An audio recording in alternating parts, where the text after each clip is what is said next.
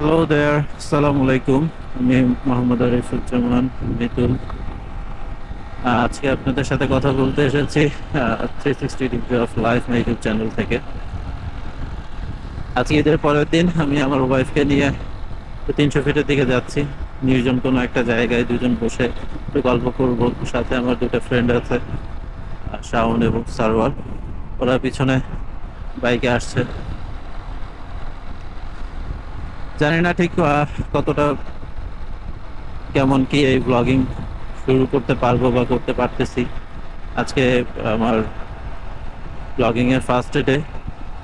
ইনশাআল্লাহ চেষ্টা করব কন্টিনিউ করার। এটা আসলে আমার চেষ্টা করতেছি একটু ব্লগ করে নিজের লাইফ স্টাইলটা, নিজের লাইফটাকে স্মৃতির পাতায় ধরে রাখতে। আলহামদুলিল্লাহ। তবে ঈদের সময় তো, এখন আমি আছি 300 ফিট রাস্তায়। 300 ফিট রাস্তাটা মোটামুটি মোটামুটি ভাবে আসলে এটা এখন ব্যস্ত, বেশ ভালোই ব্যস্ত বলা চলে। কারণ বাংলাদেশের ক্যাপিটাল সিটি ঢাকা, ঢাকায় যারা বসবাস করে তাদের বিনোদনের জায়গাগুলো আসলে খুবই সীমিত, খুবই সীমিত। প্রাকৃতিক সৌন্দর্যতা বলতে ঢাকায় তেমন কোনো খুব একটা ভালো প্লেস নাই। তাই মানুষ তাই মানুষ হচ্ছে বিনোদনের জন্য 300 ফিট দিয়ে নীলা মার্কেট, পূর্বাচলের বিভিন্ন জায়গায়, সব জায়গায় প্রেফার করে। আমিও আমার ওয়াইফকে নিয়ে যাচ্ছি আজকে।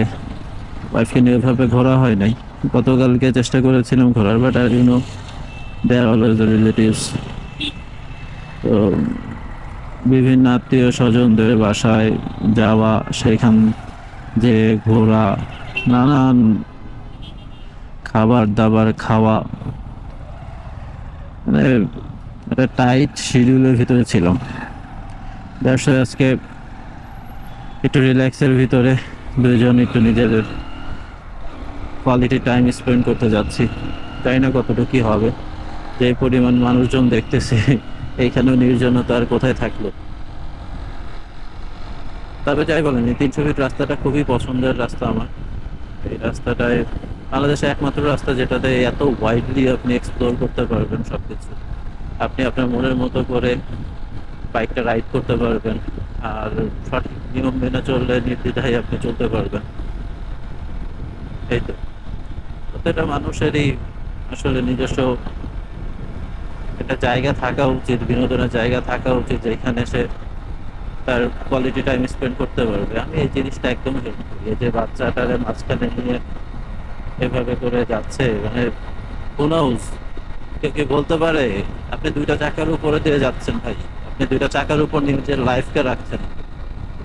তো সেই জায়গায় আপনি আপনার বাচ্চার লাইফটাকে এইভাবে রিস্কে রাখতেছেন। তার না হেলমেট আছে, না কোনো সেফটি গার্ডস আছে। নিজের বাচ্চাকে তো এইভাবে আমি কোনোদিনই অ্যালাউ করবো না। কোনোভাবেই আমি অ্যালাউ করতে পারবো না।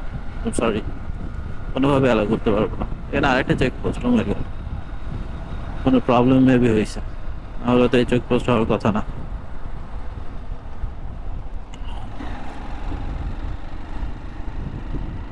আবার এইখানে দাঁড়ায় আছে এরা, সমস্যা কে জানে।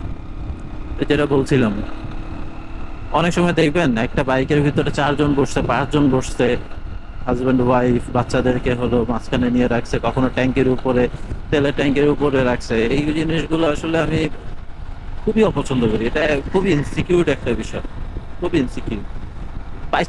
বাই চান্স আপনার কোনো বড় দুর্ঘটনা হয় নাই ভাই, আপনি আপনি জাস্ট আপনার বাইকটাকে নিয়ে জাস্ট পড়ে গেছেন, ধরেন বড় দুর্ঘটনা না। এই ধরেন 15-10 স্পিডে আপনি পড়ে গেছেন। বাট এই যে বাচ্চাটা, সে তো সেন্সিটিভ, তাই না? তার মাংসপেশি কতটুকু শক্ত হয়েছে যে হাড় পর্যন্ত যাবে না। সামহাউ তার মাথার পিছনে লাগছে, সামহাউ তার হাতটি ভেঙে গেছে। আপনি নিজেকে মাফ করতে পারবেন? পারবেন না ভাই, কোনো অবস্থাতেই পারবেন।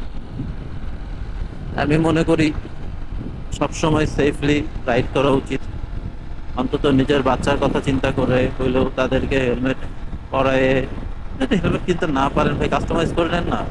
দেয়ার আর অলওয়েজ দ্য ওয়ে, সবসময় আপনি যদি যেটা চান সেটার জন্য একটা না একটা রাস্তা আল্লাহ পাক আপনার জন্য ঠিক খুলে দিবেন, ঠিক খুলে দিবেন। যাই হোক, এখন আর কি বলার আছে এখানে। এই যে আমার বন্ধুরা যাচ্ছে, সামনেরটা হচ্ছে শাওন আর পিছেরটা হচ্ছে Sarwar mister Votka, the great Votka. আমরা আজকে একটু একটু ভিতরের দিকে যাবো, ওই ল্যাংটার মাজার থেকে বাম দিকে বরাবর চলে গেলে একটা জায়গা আপনাদেরকে দেখাবো, চলো আপনাদেরও পছন্দ হবে। জায়গাটা খুবই সুন্দর, খুবই নিরিবিলি। পাশ দিয়ে একটা নদী না খাল জানি না, বাট পানির প্রবাহ হইতেছে, দেখার মতো, বেশ ভালো লাগার মতো। ভালো লাগবে আশা করি আপনাদের সকলে। জানি এটা আসলে রেকর্ড হইতেছে কি হইতেছে না বুঝতে পারতেছি না।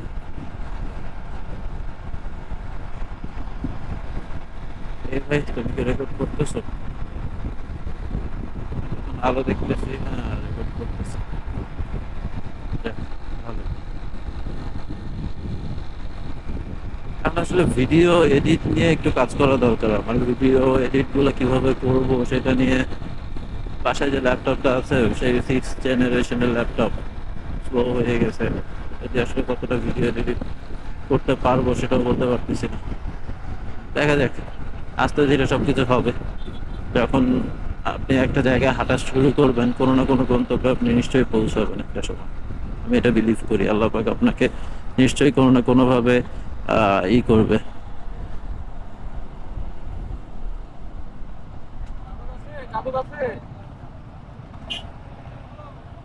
এখানে থামাইলো, আবার বলতেছে তো যেটা সব ঠিক আছে।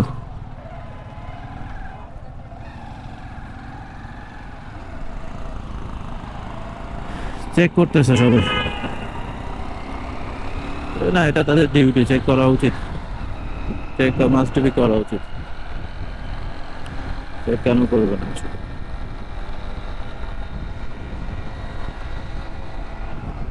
এই ঈদের সময় দেখা যায় এইসব জায়গায়, আমি নিজে নিজে দেখছি গ্রুপ অফ পিপল হেলিপ্যাডে যে, মানে আপনার একটা খাল আছে তার পাশে বসে গাঁজা খাইতেছে, গাঁজার গন্ধেই মানে মাথা মতো নষ্ট হয়ে যেতেছে। এগুলো তো আসলে ঠিক না, একদমই ঠিক না। আপনি আপনার জায়গা আপনার রুমে বসে খান না ভাই, আপনার এত নেশা করার ইচ্ছা আপনি রুমে বসে খান, আপনার সিগারেট খাওয়ার ইচ্ছা আপনি রুমে বসে খান। আপনি বাইরে এসে মানুষকে এইভাবে করে হচ্ছে অত্যাচার করবেন, সেটা কেন কেন দরকার? আপনার জন্য আরেকজন ক্ষতিগ্রস্ত হইতেছে, আপনি কি সেটা বুঝেন না, নাকি বোঝার ভান করে থাকেন, না বোঝার ভান করে থাকেন?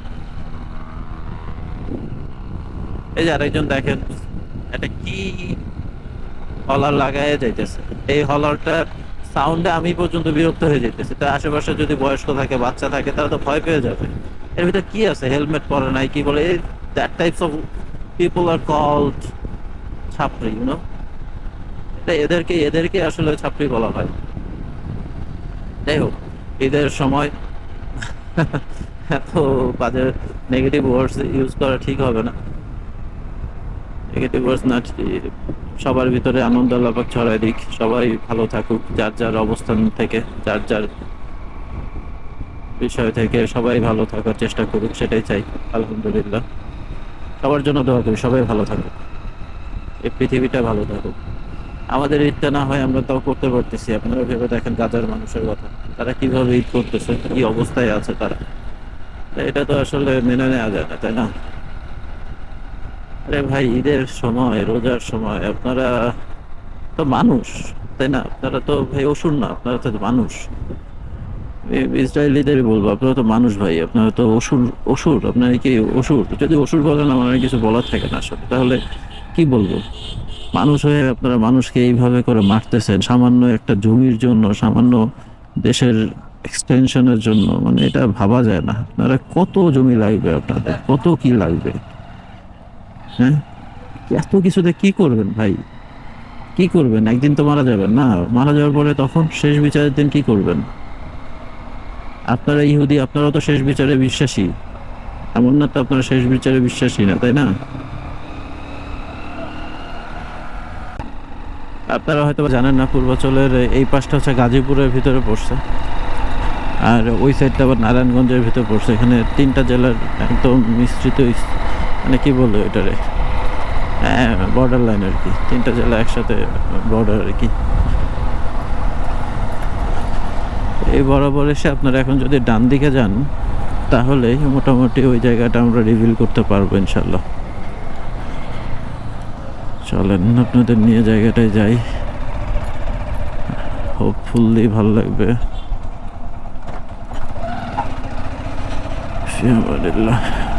ভাই দেশের যে পরিস্থিতি, যে আইন শৃঙ্খলার অবস্থা, এইসব জায়গা থেকে আসলে বিভিন্ন জায়গায় যাওয়াটাও অনেক বেশি রিস্ক মনে হয় এখন। অনেক বেশি রিস্ক মনে হয়। আল্লাহ পাক আমাদের নিরাপত্তা দান করুক, প্রত্যেকটা পরিবারের মানুষকে নিরাপত্তা দান করুক। আচ্ছা, অনেকে হয়তো আমার এই বাইকটাকে চিনবেন না, বাইকটা মিস্ট্রি থাক। আমি দুইটা জিনিস হয়তো বা মিস্ট্রি রাখবো, সেটা হচ্ছে আমার বাইক আর আমার প্রফেশন। এই দুইটা আমি কখনোই হয়তো বা কাউকে বলবো না। এই জায়গাটায় আসলে পুরো গ্রামের একটা ভাইব আপনি পাবেন, পুরো গ্রামের একটা ভাইব। দেখেন পাশে হচ্ছে গরু, ওই স্মেল, ওই ভালো লাগার জায়গাগুলো, আপনি সব কিছু পাবেন। একটু একটু একটু রাস্তাঘাটগুলো একটু অনুন্নত, বাট আশেপাশের যে প্রকৃতি আপনাকে সেই রাস্তার অনুন্নত অবস্থাকে ভুলাই দিবে, ট্রাস্ট মি। দেখেন গ্রামের মানুষের মতো এরা বসে সকলে কি সুন্দর গল্প করতেছে। একটা টং দোকান, সেই টং দোকানেও মানুষ বসে আছে, মানুষের একটা প্রাণবন্ত বিষয় আছে এখানে।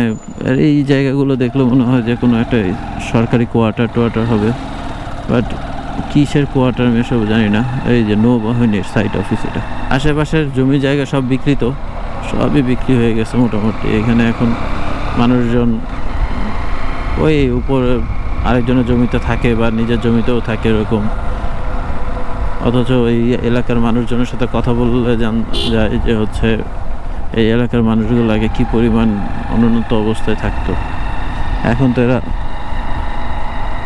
এক একজন অনেক টাকা মালিক হয়ে গেছে মাশাআল্লাহ। এখানে এখন বর্তমানে কোটিখানেক টাকা আপনার কাঠা, কমপক্ষে কোটিখানেক টাকা কাঠা দাম হয়ে গেছে। এই যে এখান থেকে আমাদের জঙ্গলটা শুরু, বাম দিকে পুরাটাই হচ্ছে অভয়ারণ্য, পুরাটাই হচ্ছে জঙ্গল বাম দিকে। এবং দিকে পুরা জঙ্গলের ভিতর দিয়ে আমরা যাচ্ছি, এই সামনেও জঙ্গল।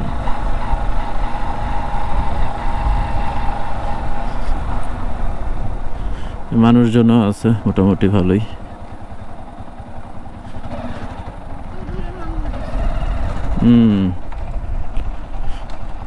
এইখানেও মানুষ চলে আসছে।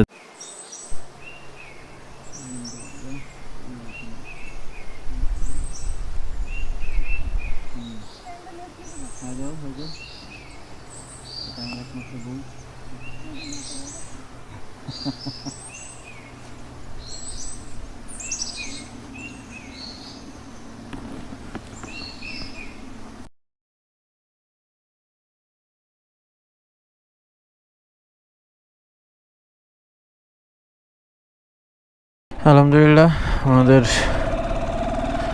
মোটামুটি আজকের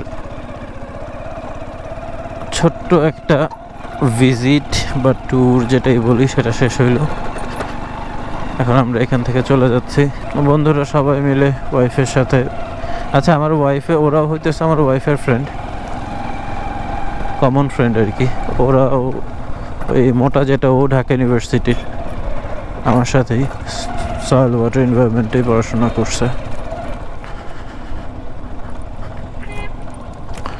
এখন আমরা যাচ্ছি। হ্যাঁ হ্যাঁ হ্যাঁ হ্যাঁ, চলো চলো চলো। জায়গাটা তো সুন্দর, অনেক সুন্দর, এর রাস্তাটাও অনেক সুন্দর। কি বলো মিমি? মাশাআল্লাহ। আমরা যে ঢাকার কাছে, এটাই তো মনে হইতেছে না আমার। হ্যাঁ, এখানে ধান চাষ করছে, ওই দেখো ফাঁকা জায়গা, মাশাআল্লাহ।